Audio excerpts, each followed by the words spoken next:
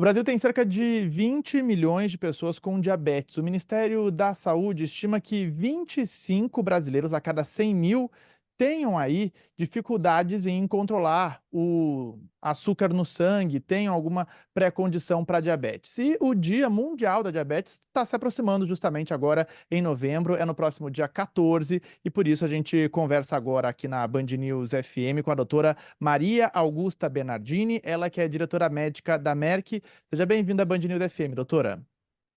Muito obrigada, Eduardo. É um prazer estar aqui com vocês. E a nossa ideia justamente aqui é tirar algumas dúvidas, falar um pouco mais sobre a diabetes.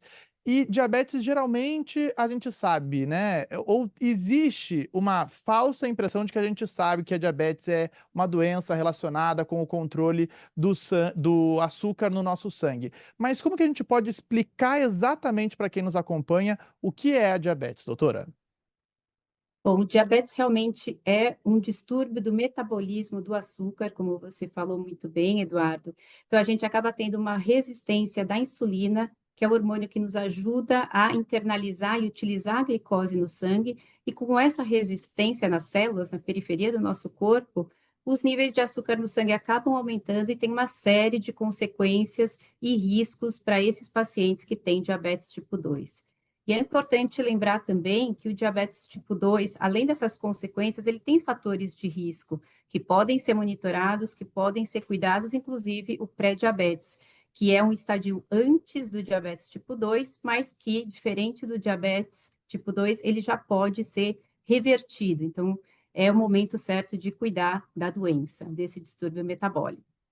Doutora, vamos diferenciar então o que é esse pré-diabetes e esses outros tipos de diabetes, até explicando que a pré-diabetes ainda é reversível. Já quando você tem o diagnóstico da diabetes, já não há mais reversível e aí assim um tratamento para a doença. Exatamente, Eduardo. Acho que são diferentes estágios do que a gente chama dessa evolução, dessa resistência à insulina. Então, com isso, a gente começa com o pré-diabetes. O pré-diabetes, sim, já é um estágio, uma doença, como a gente chama, já implica em aumento de risco de algumas doenças, como, por exemplo, aumento de 15% no risco de alguns tipos de câncer, 20% o risco de doenças cardíacas, 65% o risco de doenças renais.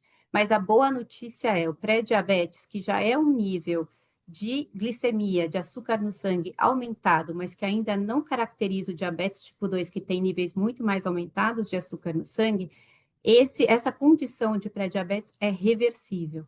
E ela pode ser reversível com medidas, mudanças do estilo de vida, como atividade física, alteração da dieta para uma dieta mais saudável, e muitas vezes, até aí, conversando com o médico, pode haver necessidade de um tratamento medicamentoso.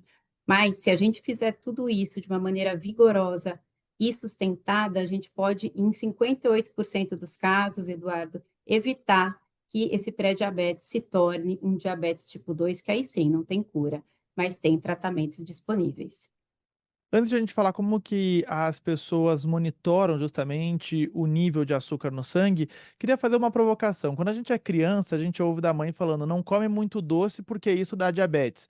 É isso mesmo? É só o comer muito doce? Mas também tem algo relacionado também com o nosso estilo de vida, né, a diabetes. Totalmente, totalmente. Tem alguns outros fatores de risco. Tem uma parte genética muito importante. Então, pessoas que já têm essa predisposição genética, né? Já têm pacientes com diabetes na família, ou que têm algum outros fatores de risco, como doenças cardíacas, hipertensão, alterações de colesterol, ou que já tiveram, por exemplo, diabetes na gravidez, já se sabe que são pessoas com maior risco de diabetes tipo 2. Então, apesar da gente falar, não come muito doce, sim, é uma glicose direta que vem do doce, que aumenta muito rápido os nossos níveis de glicemia. A gente tem sim outros alimentos que são ricos em carboidratos, que se transformam imediatamente em glicose quando absorvidos, e que realmente podem impactar também esses níveis glicêmicos. Mas não é só a ingesta, como você falou, Eduardo, muito mais está relacionado com o nosso próprio metabolismo, como a gente produz a insulina e como essa insulina é utilizada no nosso organismo, e como a gente mantém outro estilo de vida em relação à atividade física, em relação a outros componentes da nossa dieta. Então, lembrando, não é só a questão da dieta, do que a gente come, mas também de todo o contexto da nossa saúde no geral e da questão do estilo de vida. E como que a gente faz justamente para fazer agora esse controle e esse acompanhamento exatamente do nível de açúcar no sangue, quando que a gente deve ter esse alerta ligado?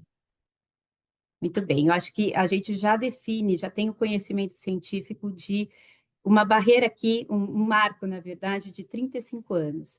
Pessoas com 35 anos ou mais devem fazer, sim, durante a sua reavaliação de saúde, os seus check-ups de saúde, devem fazer a glicemia de jejum, né? E quando essa vem alterada, se pode repetir ou então fazer uma hemoglobina glicosilada, que é um exame de sangue que não é complexo, é simples, e que mede aí como se comportou o seu açúcar no sangue nos últimos 3 meses. Com esses dados em mãos, a gente pode dizer se tem realmente já um pré-diabetes, um diabetes e como está esse controle.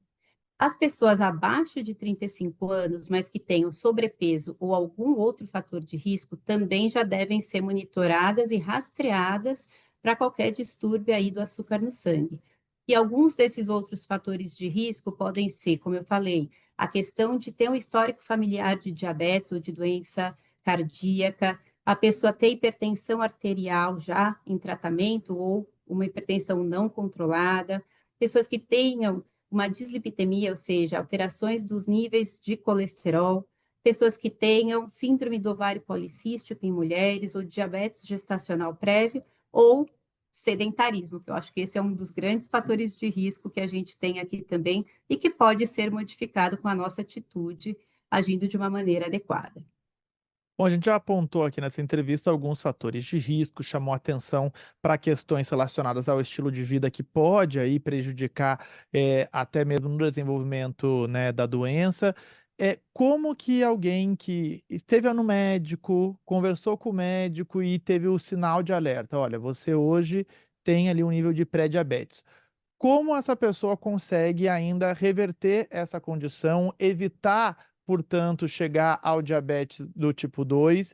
E emendo uma pergunta, logo depois que vem o diagnóstico, aí entra justamente nesse acompanhamento com o médico e com o remédio, sempre?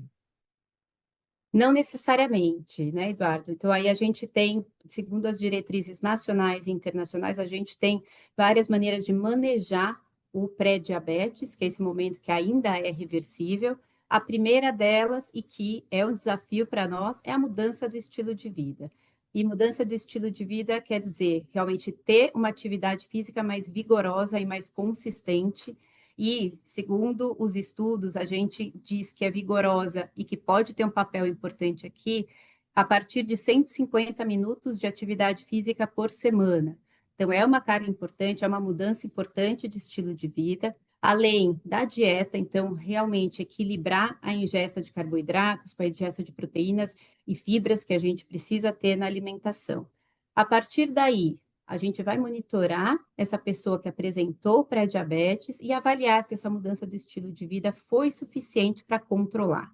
Se ela não chegou aos níveis normais de glicose com essa mudança do estilo de vida, aí sim a gente deve partir para um tratamento medicamentoso. Isso varia de paciente para paciente e necessita, sim, de um acompanhamento médico próximo. E para além do exame de sangue que a gente falou aqui, tem também um exame de sangue rápido, né, tirando ali, uma gotinha do dedo, é isso? Exato, a gente tem 2 tipos de exame de sangue rápidos que podem ser feitos, tanto a glicemia capilar, que é aquela que a gente fura a pontinha do dedo e já aparece aí qual é a nossa glicemia. Não é de jejum, porque geralmente a gente faz em momentos que ela esteja disponível, então ela é uma glicemia, mas já pode ser indicativa quando os níveis de açúcar no sangue estão muito altos, já pode ser um sinal de alerta aí para a gente ir fazer uma glicemia sérica, né, colhendo direitinho o sangue. E a gente tem também o teste de ponta de dedo, que é um teste rápido, para avaliar a hemoglobina glicosilada, que é essa que eu comentei, que traz aí a média dos últimos 3 meses de como estava o nosso açúcar no sangue. E que também já é um ótimo sinalizador se a gente está aí com um desequilíbrio do nosso açúcar do sangue ou se a gente pode ficar mais tranquilo em relação a esse controle.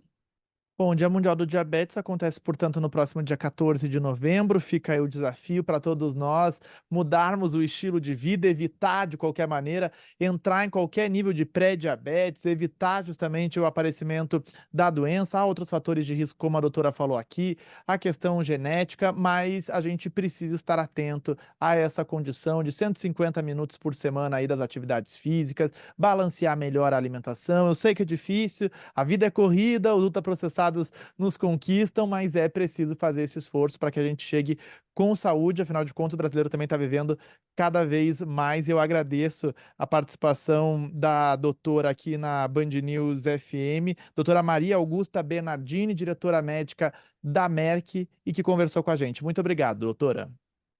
Eu que agradeço, Eduardo. Bom, é como a gente disse, no dia 14 de novembro é o Dia Mundial da Diabetes, e um dia antes vai ter uma ação justamente aqui em São Paulo, e você vai ter todos os detalhes ao longo da programação da Band News FM para a gente chamar a atenção ainda mais para a doença e também principalmente para o pré-diabetes. A gente vai te contando tudo. Até uma próxima.